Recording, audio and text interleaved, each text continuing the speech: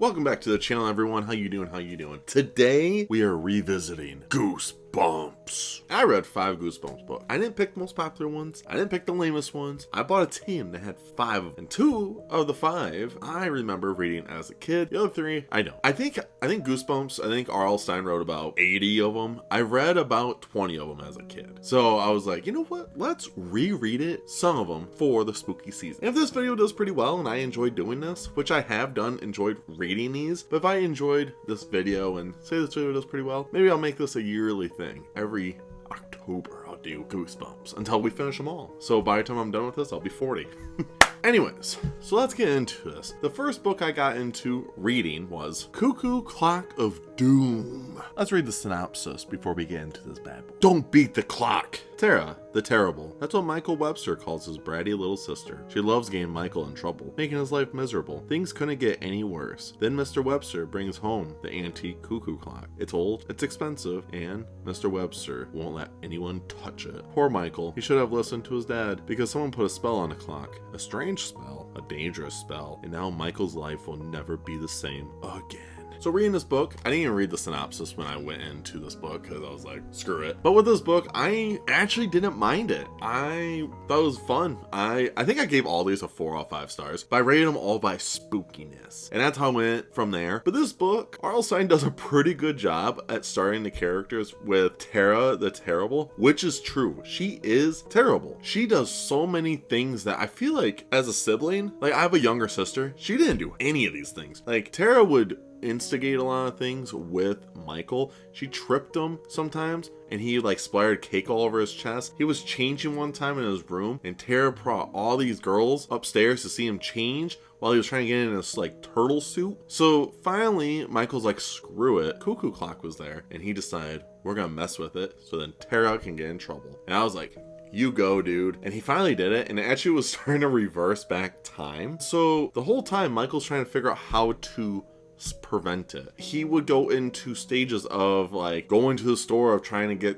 this clock to prevent it. And he was like 2 years old finally to do it. And he goes up there with his little baby hands and reversed it. He jumps up, he's like 12 years old. All these characters in these books are 12 years old. That's what I noticed. Michael then wakes up and realizes Tara's not there. And he asks his parents, where's Tara? And his parents are like, who's Tara? Like, what do you mean Tara? Is she like a girl you like, dude? Who is this Tara? And then we find out Michael checked and it has like 2007, 2009. There was no 2008 when his sister was. And Michael's like, oh crap. That means he essentially Thanos his sister, which was kind of dope if you ask me. I like how in this book, Michael's like, oh, I could prevent this. I could change it, but we'll see how I like it. And I thought that was so funny where he's like, I could save my little sister, but I choose not to. And I thought that was hilarious. This book for itself, I thought it was fun. If I had to give it like a spooky rating out of 10, I'd give it a 3 out of 10. It wasn't really spooky. When I'm talking about spooky for Goosebumps books, I'm not expecting them to be like, oh, scary. I'm trying to think as like when I was a kid, would this scare me as a child? And this book did not scare me as a child. And by the way, I am going to rank all these at the end too, from my least favorite to my favorite. But yeah, the Cuckoo Clock,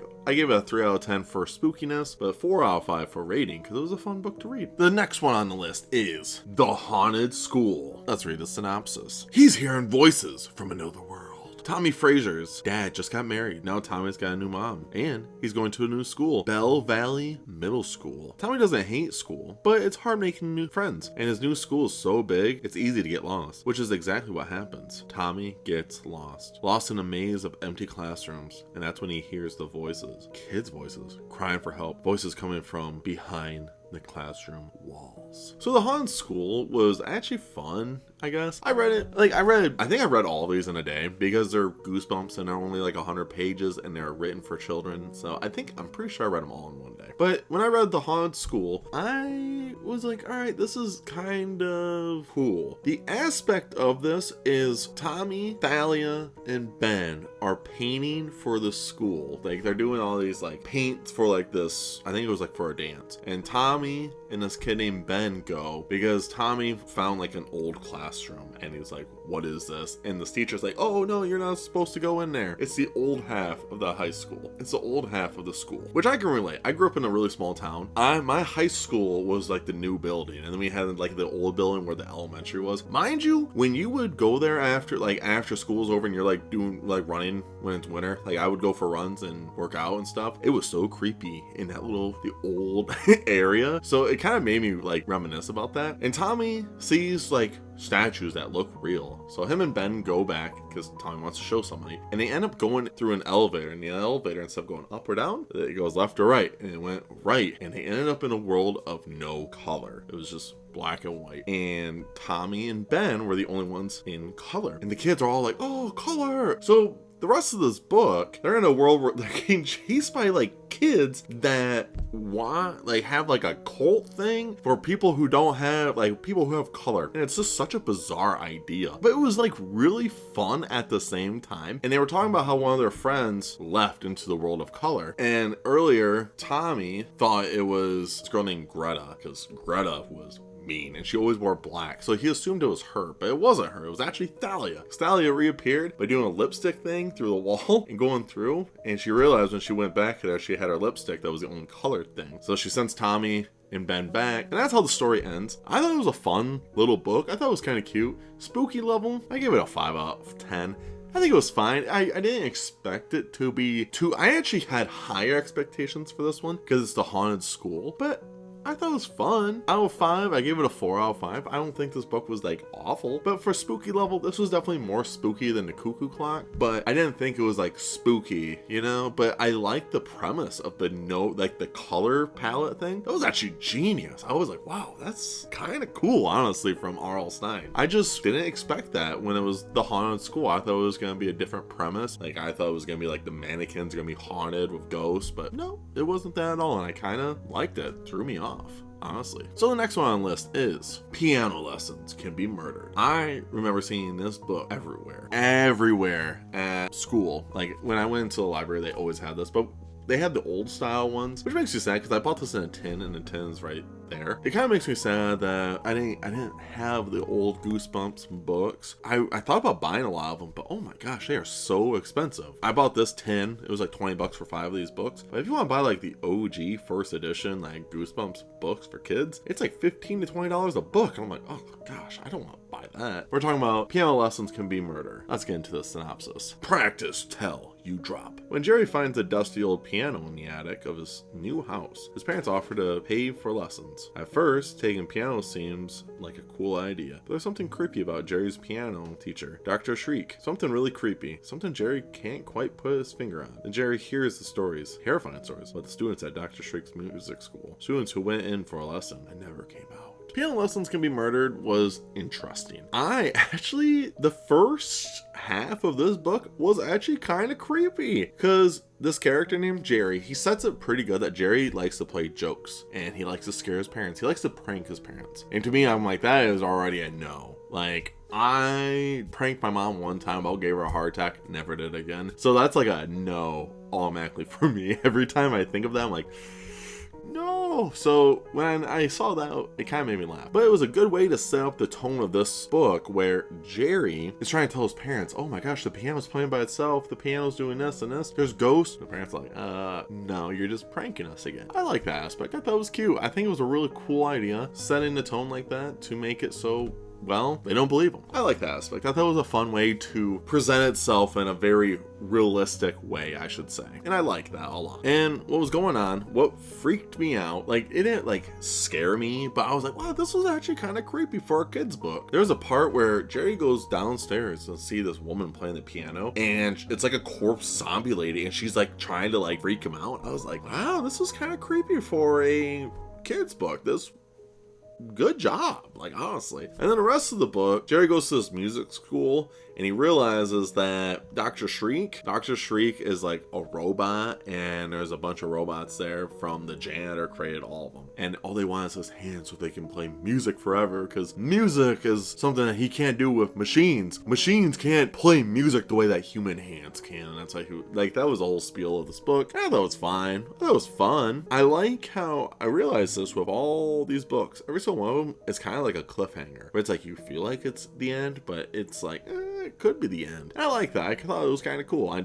wasn't expecting that at all, and I thought it was a lot of fun to get into. Spooky rating, a 5.5 out of 10. Like I said, at first, I think what made it the spookiest was that little chapter, and after that it was like, not really. Rating out of 5, 4 out of 5. I think it was a fun book. Like I said, I keep saying this in every single one I've rated these. They're all 4 out of 5s. Well, not really. I think the last 2 are 5 out of 5s. I know for sure they're at least an average of a 4 out of 5. Now I gotta look at my notes. The next one is Stay Out the Basement. Ooh, let's go. I remember this a lot. I actually remember the episode of this because the dad's like, stay out the basement, stay out the basement. Like, I remember that so much. So it's like ingrained. So when I bought the 10 and I saw this in there, I got so excited. I'm like, let's go. I didn't even care what else was in here. I'm like, let's go, stay out of the basement. What is the synopsis of this book? Live plants, dead people. Dr. Brewer is doing a little plant testing in his basement. Nothing to worry about, harmless, really. But Margaret and Casey Brewer are worried about their father, especially when they meet some of the plants he is growing down there. Then they notice that their father is developing plant-like tendencies. In fact, he is becoming distinctly weedy and seedy. Is it just part of their father's harmless experiment, or has the basement turned into another little shop of horrors? Stay Out of the Basement was actually a really fun read. I really enjoyed it. There was a lot of elements where I just thought it was so goofy. It was a really goofy book. But I like the premise that the dad is like an evil scientist, Frankenstein scientist. Kind of reminded me of the movie Reanimator, if you guys ever seen Reanimator, but for kids and plants. But this was a really fun book where the kids are like, what is going on with our dad? Because there's like so many scenes where the dad is like eating like plant seed, or he like takes off a Dodgers baseball cap and he has like plant like weeds like on top of his head, and the kid's like, oh dad, what's that? He's like, oh, it's just a side effect, kids. Don't worry about it, it's just a side effect, kid. Don't this whatever, who cares? And I really thought that was just a really funny element, like how much these kids are like, dad, what's that? And then the dad's like, oh, I don't know what this side effect, don't worry. And when the kids would go to the basement, it's like a jungle down there. It's like a wild jungle, and they actually find the boss of their dad's work, because their dad got fired because he was doing like these weird plant testings. The boss is there, and then the kids go in there and they find their dad tied up, and they figure out that the plant made a clone of itself from their dad, and then the boss is in there, and then they kill the plant. But like I said, R.L. Stine leaves it where, oh, is it your dad? Is this really your dad? Like that. And I thought it was actually kind of fun. On a spooky scale, a 6.5 out of 10. I think the spookiness was great. A rating, I gave it a 5 out of 5. It was a fun little book. I thought it was just a really fun thing. I just thought it was hilarious when the dad would just freak out on the kids. And it was like, when I was reading this, I was reminiscing about the episode more than like the book itself. But I just kept remembering that stupid episode when the guy's like, stay out the basement! Stay out the basement! Whatever you do not go in that basement. I swear to God, if you do, I will kill you. Like that, and I was like, whoa, dude, chill. And I got that same vibe in this book, and I was like, let's go. So yeah, it was a fun book. Like 6.5 out of 10 for spookiness, 5 out of 5 for rating. Fun book. The last one, The Werewolf of Fever Swamp. This book was fun. I forgot. So like I said, when I was younger, I watched a lot of these episodes. I read a lot of these books. I actually read this one. I don't remember anything about it. But I started reading it. Oh, it was The Wheels Were Turning. It was like that song from Journey. Wheels in the sky keep on turning, like that. It was turning when I was reading this bad boy, and I was hyped. Let's figure out what this book is about first. What big teeth you have. There's something horrible happening in Fever Swamp. Something really horrible. It started with the strange hollowing at night. Then there was the rabbit torn to shreds. Everyone thinks Grady's new dog is responsible. After all, he looks just like a wolf, and he seems a little on the wild side. But Grady knows his dog is just a regular old dog, and most dogs don't howl at the moon,